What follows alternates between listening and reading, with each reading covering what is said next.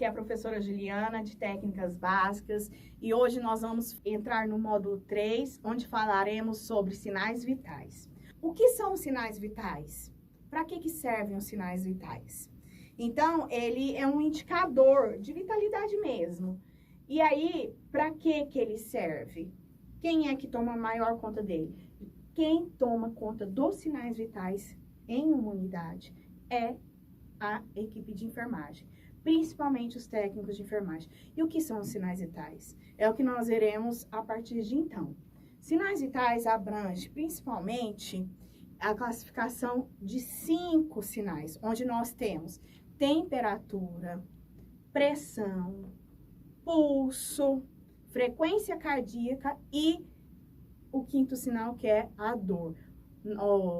A dor nem sempre foi avaliada, mas ela tem sido avaliada com frequência, inclusive nas classificações de risco. Temperatura. A temperatura, ela representa o equilíbrio entre o calor produzido e as perdas de calor. Um padrão estável da temperatura promove um funcionamento adequado das células, tecidos e órgãos.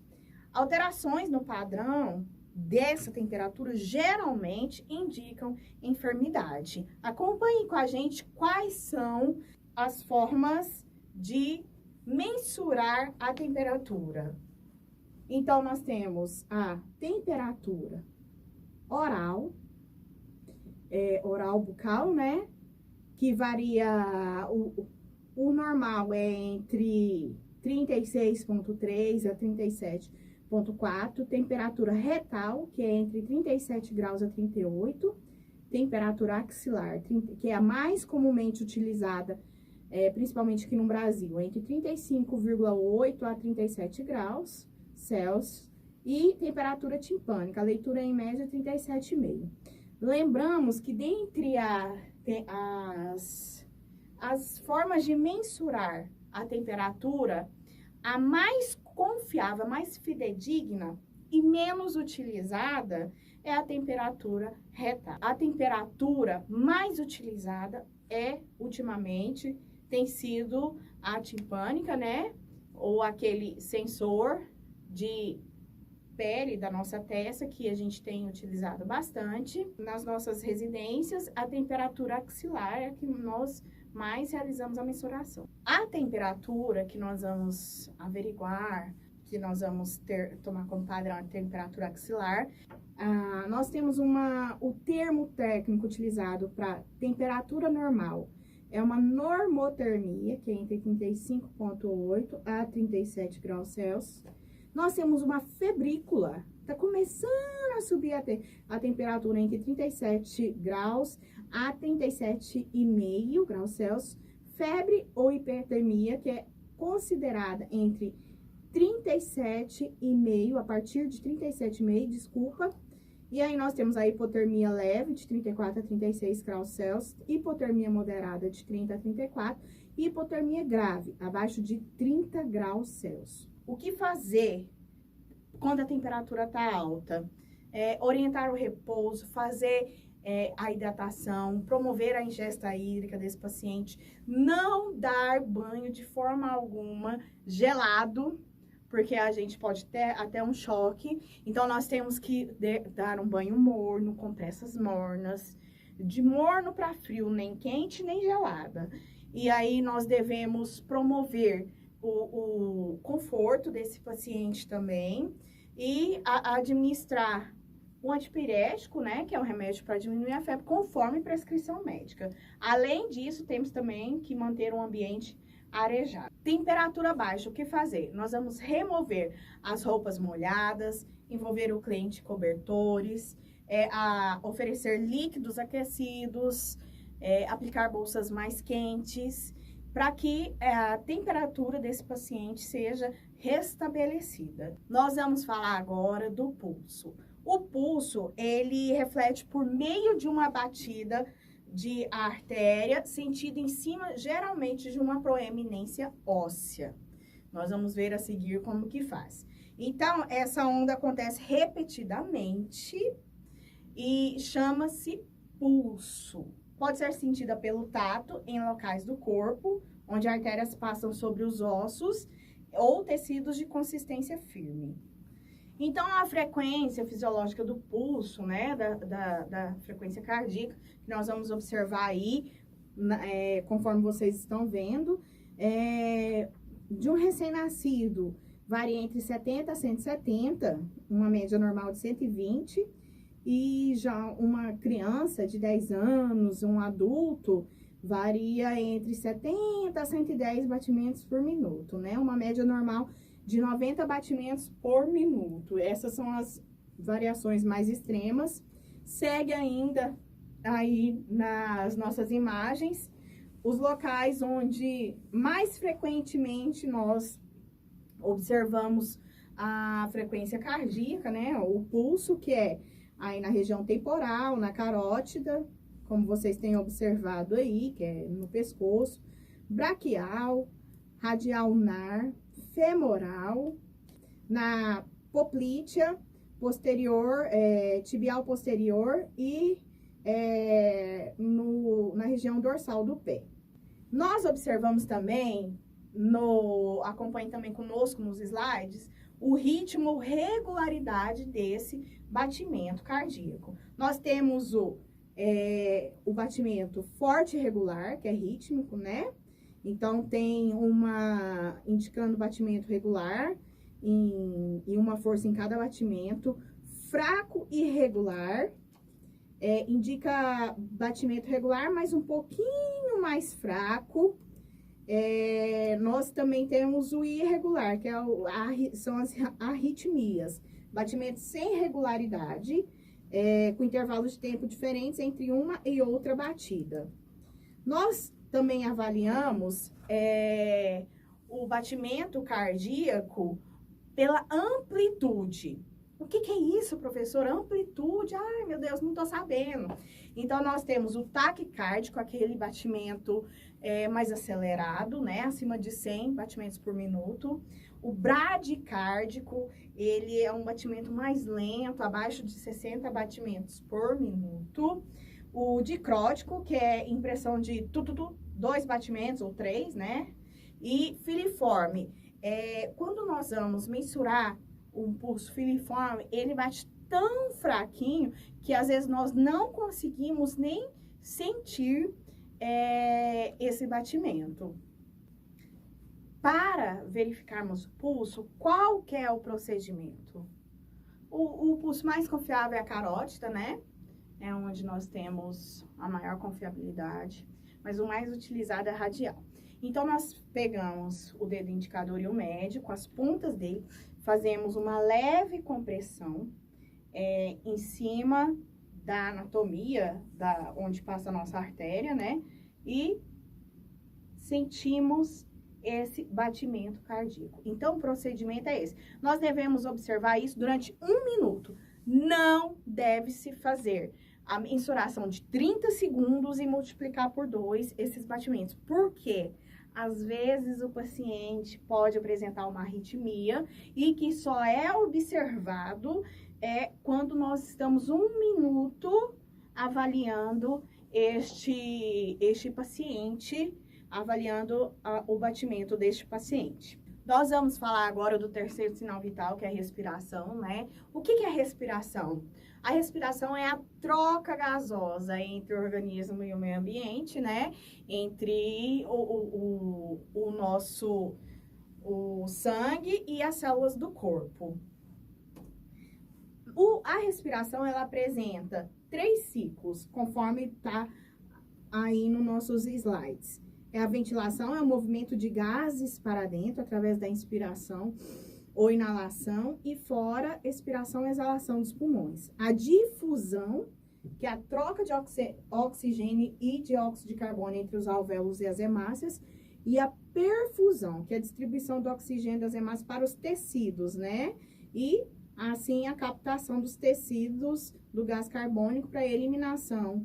Quais são as terminologias adotadas? Conforme vocês observam aí, eupneia é uma respiração normal, taquipneia é uma frequência respiratória acima do normal, bradipneia abaixo do normal, ortopneia é uma respiração mais facilitada, né? Apneia é uma parada respiratória e dispneia são ciclos respiratórios que não estão rítmicos e não estão dentro do padrão. E qual que é o procedimento para realizar a aferição da respiração? Nós não vamos falar para o paciente que nós vamos verificar a respiração do mesmo. Por quê? Porque se nós falarmos inconscientemente, o paciente começa a apresentar dificuldade respiratória. Ou ele acelera, ou ele dificulta. Então, nós vamos, por exemplo, um momento bom de fazer a aferição da respiração. Enquanto você está aferindo o pulso, aferiu o pulso, anotou, volta para o pulso, como se estivesse aferindo o pulso e faz uma verificação da respiração lá. Você estará mentindo para o paciente? Não, você não vai estar mentindo, você vai estar observando outra coisa nele. Você vai estar diante dele observando ciclos respiratórios. Ah, o paciente, ele está cansado, então nós vamos observar, ele está cansado, mas ele está... Qual a frequência respiratória dele? Então, é um sinal vital muito importante e que deve ser mensurado periodicamente pelo técnico de enfermagem, principalmente. Durante o procedimento da aferição, nós também vamos pedir para que o paciente fique em silêncio, né? Que todos no quarto fiquem em silêncio. E nós vamos, após essa verificação, registrar no prontuário a frequência respiratória. Nós vamos falar agora sobre a pressão arterial. Ela é definida como sendo a força exercida pelo sangue sobre as paredes dos vasos arteriais. E ela também depende da força empregada nas contrações ventriculares do nosso coração, da elasticidade da parede arterial, viscosidade do sangue, da resistência vascular periférica, do volume de sangue injetado pelo ventrículo esquerdo. Então, isso tudo compõe o conjunto da pressão arterial. Conforme nós observamos aqui nos slides, ela corresponde à pressão do sangue no interior das artérias. Nós temos a pressão sistólica, que é a pressão máxima a qual a artéria está sujeita durante a contração do ventrículo esquerdo, e a pressão diastólica é a pressão remanescente, a mínima, né? Quando os ventrículos estão em relaxamento. E então, assim, é a fase que corresponde o enchimento do ventrículo esquerdo com sangue proveniente do átrio esquerdo. E nós temos a pressão de pulso, é a diferença numérica entre a medida da pressão sistólica e a medida da pressão diastólica. Nós temos também a pressão arterial convergente, onde as pressões sistólicas e diastólicas estão muito próximas, por exemplo, 120 por 130 milímetros de mercúrio. Nós temos as divergentes, onde elas estão muito longe. Como assim, professora, divergentes? Nós temos uma pressão de 190 milímetros de mercúrio por 60, então é uma pressão divergente. E aí nós temos a hipotensão, que é uma pressão arterial abaixo da normalidade, e a hipertensão, acima da normalidade. Nós vamos apresentar aqui esses parâmetros, conforme vocês observam, de acordo com a diretriz de prevenção, detecção, avaliação de gestão de hipertensão arterial em adultos, né? Nós temos essa classificação aí. A normal, a pressão sistólica, que é a pressão, entre aspas, mais alta, né? Então, é menor que 120, a menor que 80, elevada, entre 120, 129 e 80, hipertensão estágio 1, 130 ou 139 a 80, 89, e hipertensão estágio 2, maior ou igual a 140, e a pressão diastólica maior ou igual a 90. Observe também que a pressão hipertensão de estágio 1 é a PA entre 140, 159 a 90, 99 milímetros, ela foi para uma pressão entre 130 e 139, ou seja, ela mudou a diretriz. Era um valor mais alto e agora diminuiu. Então, uma pressão um pouco mais baixa, que é entre 130 e 139, atualmente também é considerada uma hipertensão estágio 1, ou seja, temos que ficar alerta. A pressão, quais são os procedimentos que nós vamos utilizar para aferir a pressão arterial? Nós vamos solicitar que o paciente fique sentado com as pernas descruzadas. É importante que esse paciente evite a ingesta de bebidas alcoólicas ou atividades físicas antes da aferição. Nós devemos esperar entre 60 minutos e 90 minutos quando praticada uma atividade física. Esse paciente tem que manter a tranquilidade para assim aferirmos a pressão arterial. Lembrando também que a pressão arterial ela pode diferir dos dois braços, pode diferir em até 10 milímetros de mercúrio. Para realizarmos a mensuração da temperatura, nós utilizamos um instrumento muito importante que é o termômetro. Para a mensuração do pulso é só com toque acima da região da artéria. Já na respiração, observação. E a aferição de pressão arterial é necessário um aparelho para aferir essa pressão.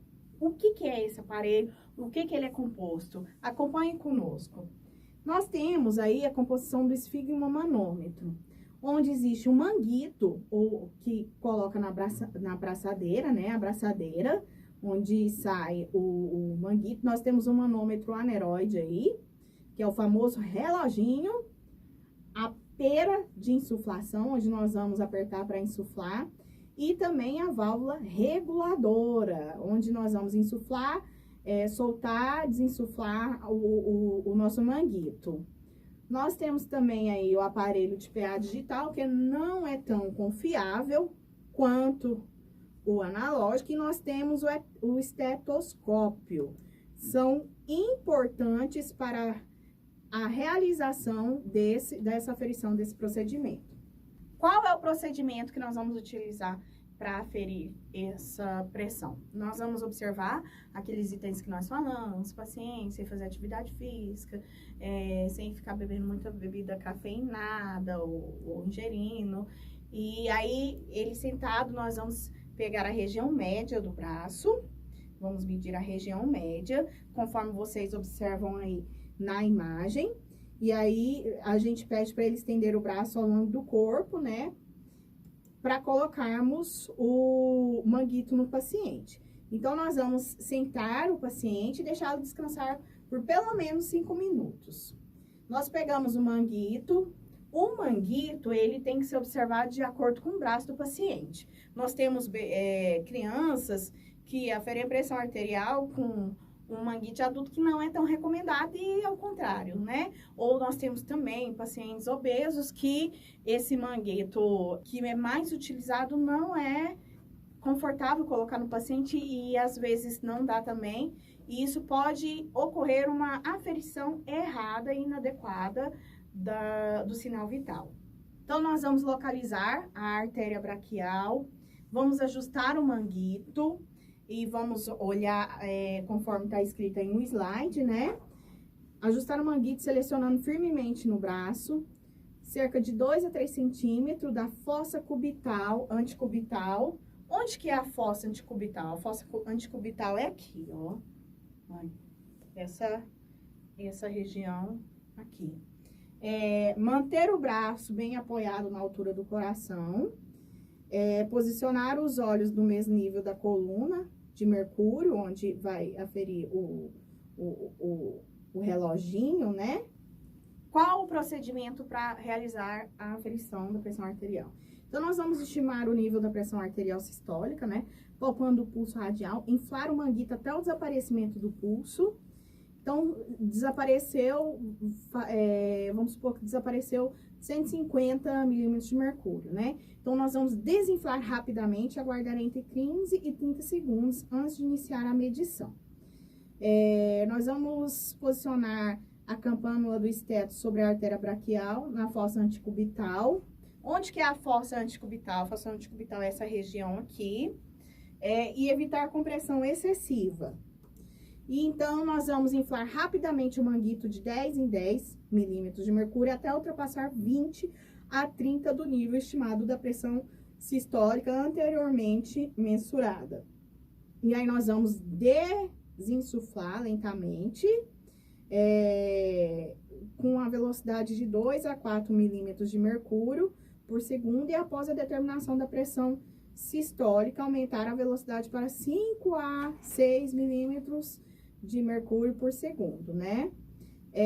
Nós vamos determinar a pressão sistólica no momento do aparecimento do primeiro som, seguido de batidas regulares. Então, quando nós ouvirmos o primeiro tum, é a pressão sistólica. E aí, nós vamos determinar a pressão diastólica no desaparecimento do som, ao escutar cerca de 20 a 30 milímetros depois desse desaparecimento, para confirmar se realmente foi naquele local do desaparecimento da deflação do batimento e desinsuflar rapidamente. Nós devemos registrar a pressão arterial verificada e sem arredondar os valores. Nós temos o último sinal vital, que é a dor. E a classificação da dor, nós temos várias escalas, mas a mais comumente é de acordo com a face do paciente, né? E nós vamos avaliar. Então, a dor, ela é classificada de acordo com aquela instituição que nós vamos trabalhar.